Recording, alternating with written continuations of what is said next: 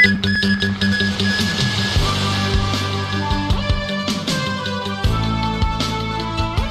government urged to follow up on mainland tour groups making day trips to Hong Kong without proper registration.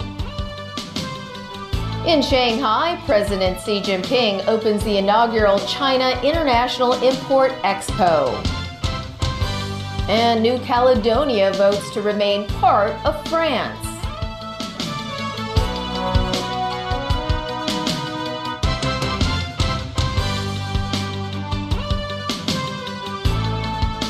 Good evening and welcome. The number of travelers passing through the local checkpoint on the Hong Kong-Zhuhai-Macau Bridge hit a new high of over 100,000 yesterday.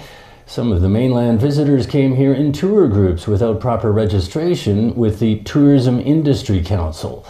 Lawmakers have urged the government to look into the issue, saying some mainland tour guides may effectively be working illegally in Hong Kong. Pinky Wong has more. Many tourists came to Hong Kong by way of the Mega Bridge yesterday in tour groups that originated in Zhuhai. Quite a large number of them were on a one-day tour, and they just spent some time in Tung Chung before heading back home.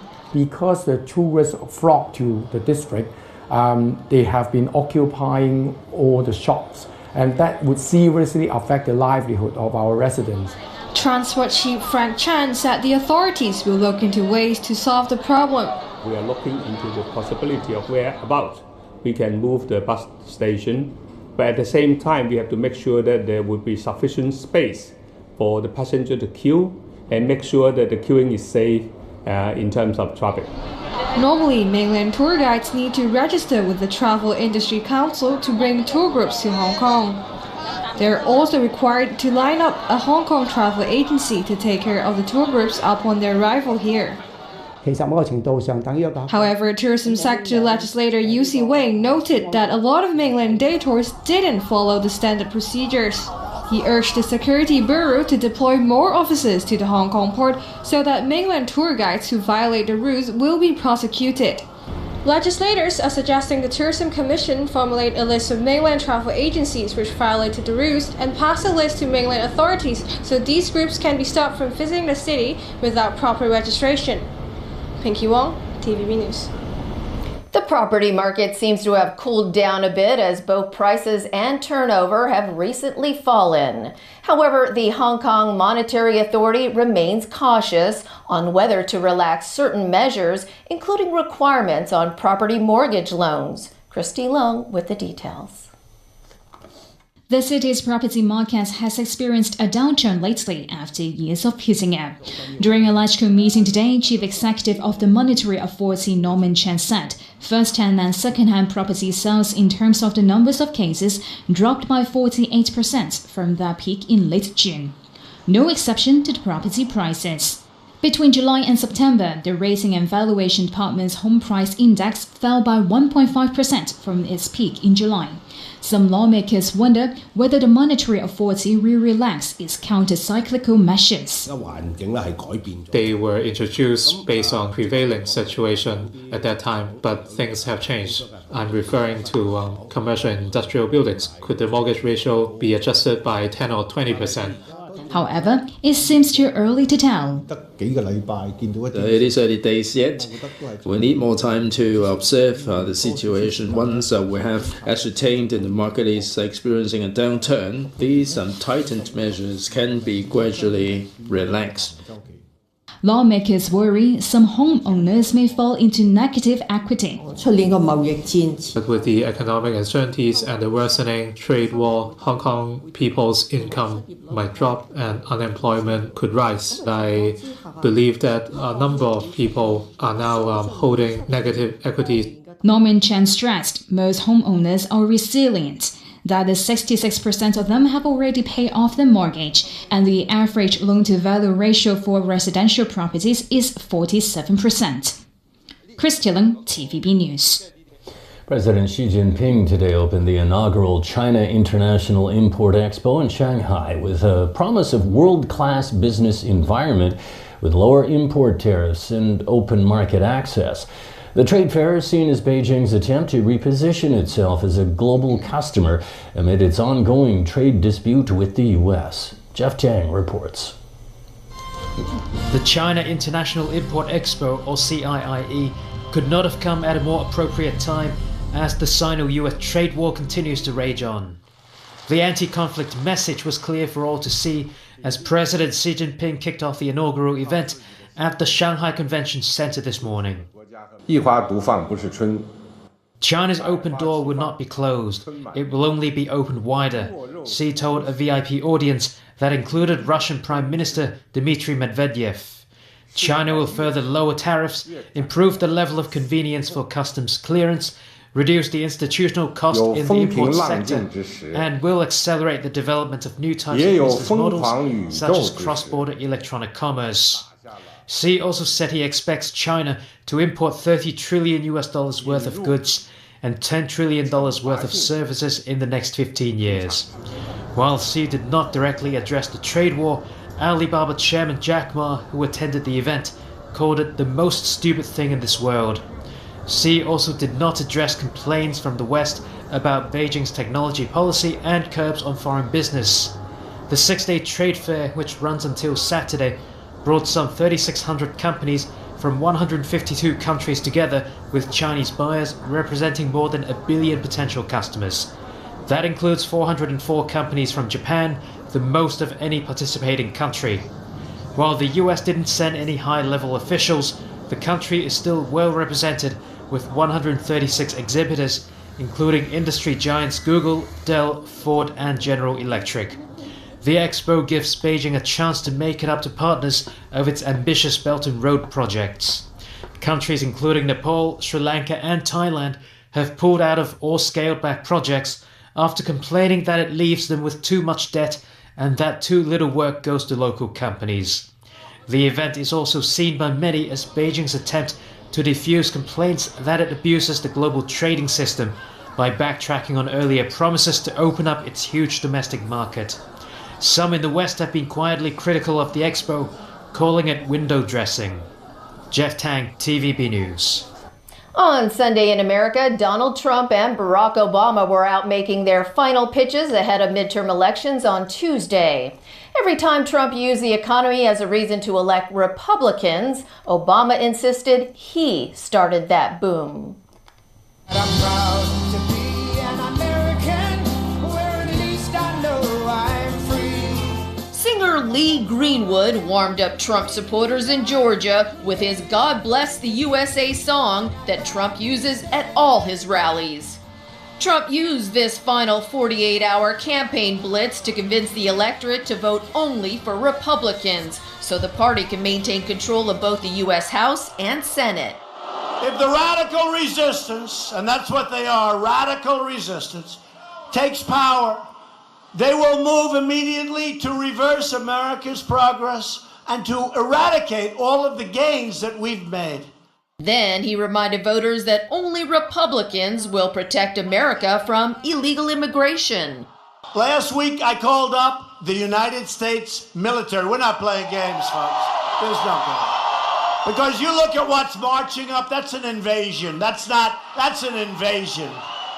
Trump insists his administration is making history with this latest surge in the economy. Did you see the numbers on Friday? America now has the best economy in the history of our country. Not so fast, says former President Barack Obama. At a rally in Indianapolis, Obama claimed Trump is taking credit for an economic boom he started. When you hear these Republicans bragging about, look how good the economy is, where do you think that started? Somebody had to clean it up. Obama went on to insist that Trump is using the military as a ploy to get more votes. They're telling us that the single most grave threat to America is a bunch of poor, impoverished, broke, hungry refugees 1,000 miles away. They're even using our brave troops, sending them down as a political stunt. Polls predict Democrats have a shot at retaking the House of Representatives, while Republicans are favored to retain their majority in the Senate. A majority of voters in the South Pacific archipelago of New Caledonia voted yesterday to remain part of France. There was a record high turnout of 80% in the referendum on independence from France, with the no side garnering more than 56% of votes. The referendum was the result of a 1988 process deal between independence supporters and those loyal to France. French President Emmanuel Macron praised the results and promised to hold talks on the future of the region. New Caledonia receives about $1.5 million in subsidies annually from France. The archipelago came under French colonial rule in 1853, and the indigenous Kanak population faced strict segregation policies and discrimination. New Caledonia became a French overseas territory after World War II, with French citizenship granted to the native group in 1957. Still ahead in our newscast. The coroner's court returns a verdict of suicide for the death of a rape suspect while in police custody. The hospital authority's first hyperbaric oxygen therapy center begins accepting emergency patients.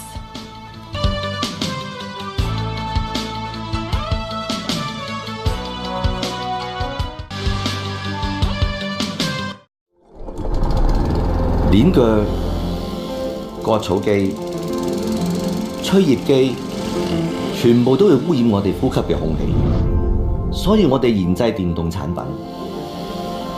我哋想拓展中國以外嘅市場，但係負債風險好高，可能會血本無歸。安達出咗一份保單，令我哋可以出口至世界各地，而唔會威脅到公司嘅業務穩健。結果一切進展順利。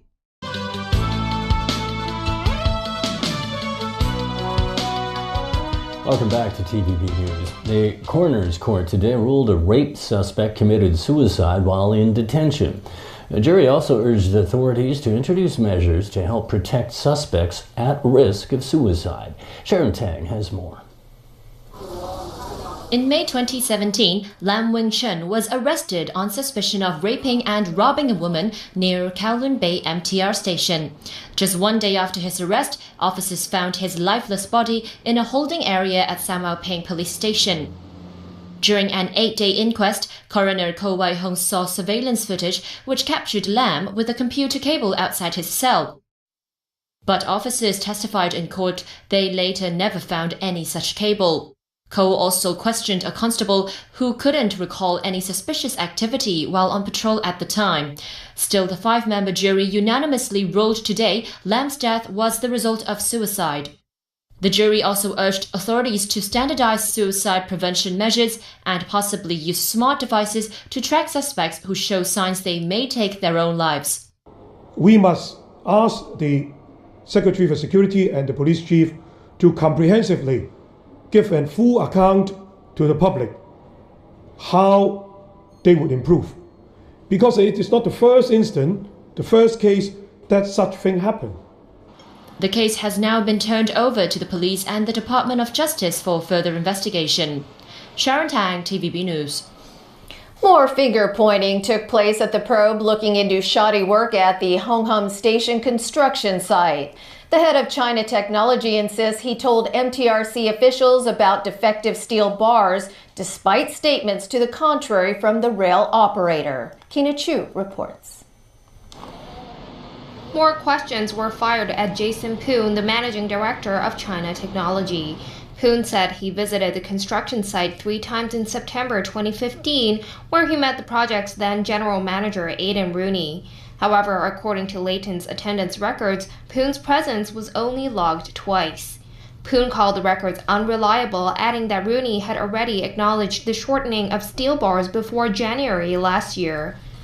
Philip Bolding, MTRC's leading counsel, then questioned Poon whether any documents that contradicted his version of events are deemed unreliable. Poon denied. Poon also told the panel that China Technology had wanted to resolve bar cutting issues with Leighton, the main constructor, until the latter became uncooperative in October 2016. That's when Poon decided to inform the rail operator of the defective steelwork by speaking directly to its former projects director, Philco Wong. Referring to Wong's witness statement, the council said Wong and Poon's conversation had only revolved around Leighton's delayed payments.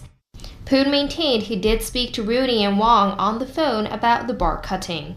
Though Jason Poon finished his testimony today, Commission Chairman Michael Hartman said it might be called to testify again when needed. The director of a firm which was hired to do steel fixing on site will go before the panel tomorrow. Kana Chu, TVB News. A hospital authority's first hyperbaric oxygen therapy center begins accepting emergency patients today. The center, located at the Pamela Eudes Nethersole Eastern Hospital, can accommodate 8 chronic patients and 2 critically ill patients at a time. Having already dealt with a life-threatening case in September, it is currently treating a patient suffering from carbon monoxide poisoning and 2 others with flesh-eating disease. It will start taking other patients with emergency illnesses before expanding its service to cater to other chronic disease sufferers. Bye for now.